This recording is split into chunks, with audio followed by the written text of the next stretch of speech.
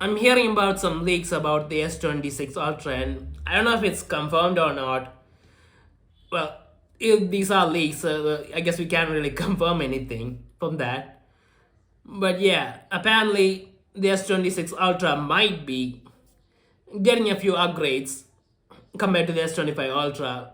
In terms of the screen, it might be 6000 it's a peak brightness, and 6000 it's a brightness is insane. I mean, I'm guessing that phone can light up the display in any sort of outside condition. I can't really imagine not being able to make the screen visible for anyone in any condition. So yeah, that would be awesome if that's the case. And then the phone is apparently the rear cameras are gonna get a ring type of thing. It's gonna be a ring around the layout like the Fold, which makes me think that the phone is gonna get a little slimmer. And I guess that would kind of make sense, but I don't really think people really care that much about the phone getting slimmer. If they want to go do the whole ring thing, they should have probably just made the phone a bit thicker, put in a bigger battery, because what I'm hearing is the phone is still gonna have 5000 mAh battery, and I'm guessing that will still be the regular type of battery. So rather than focusing on making the phone slimmer, they should have just made it thicker. I mean, this is the Ultra phone, so the Ultra phone being thick with a big battery like a 6000 mAh battery or something, nobody minds for that. Nobody minds it.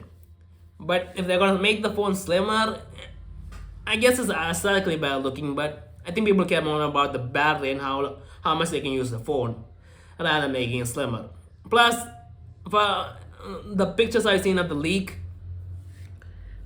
the supposed leak, the ring, it kind of looks like a step backward, because the camera layout was kind of flush for a while now for the Ultra series, and it looked good, it looks seamless, and now there's a ring again, and I don't know, I don't really like it. Well, I guess it's still better opposed to Apple with the giant camera bar at the back, but still, at least they use that to put in a bigger battery, so I'll give them a pass for that. But Samsung not putting a bigger battery feels like a waste. I should just gone the Apple route. But yeah, that's one of the things. And apparently the S Pen's still gonna be around, which is awesome. Even though a lot of people don't use it. If it's an Ultra phone, you kind of expect the S Pen at this point. You really shouldn't get rid of that thing. And it is good and useful for the people who use it. So yeah, it's still gonna have the S Pen. The charging speeds have increased a bit, I think, but I mean, I don't think it's that huge. I think it's around 60 watts or something, which is great, I guess. But wasn't the previous one 45 watts? So how much of a difference would you actually get? So yeah, that's gonna be different, and it's gonna have the latest chip with all the latest Snapdragon chips. Is gonna be pretty awesome. But I guess it depends on how well the phone uses it. But Snapdragon for Galaxy has been pretty awesome. And then there's the camera sensors.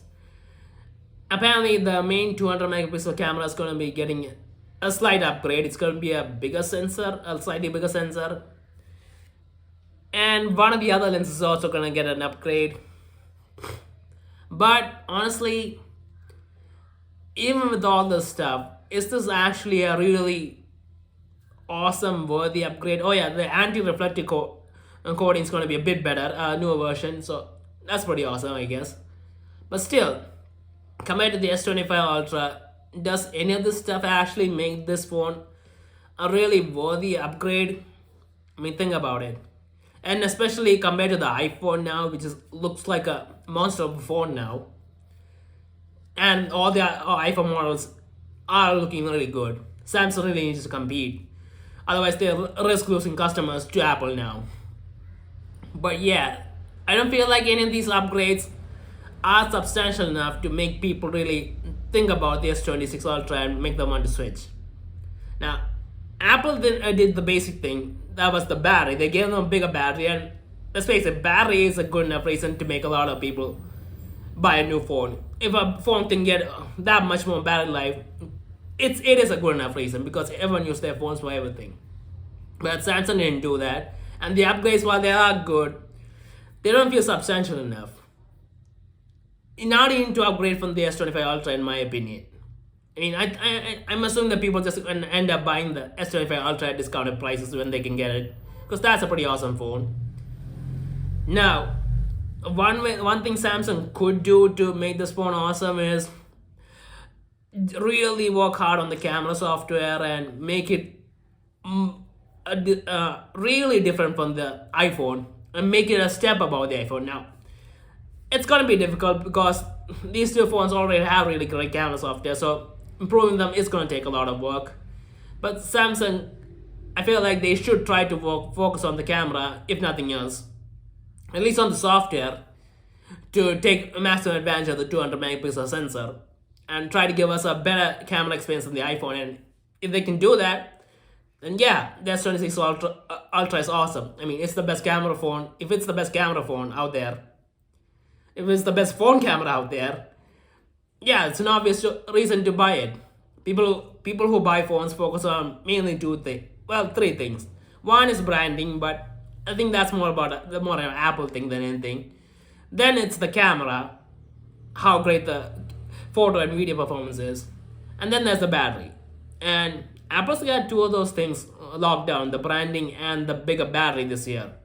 So Samsung needs something bigger to step up their game and get ahead of Apple. And from what I'm hearing, I don't think they're gonna have anything that substantial. And as great as the new Snapdragon chips are, it depends on the manufacturer how well they actually use it and what software they use. So yeah, the S26 Ultra, it's an improvement, but it doesn't feel substantial enough.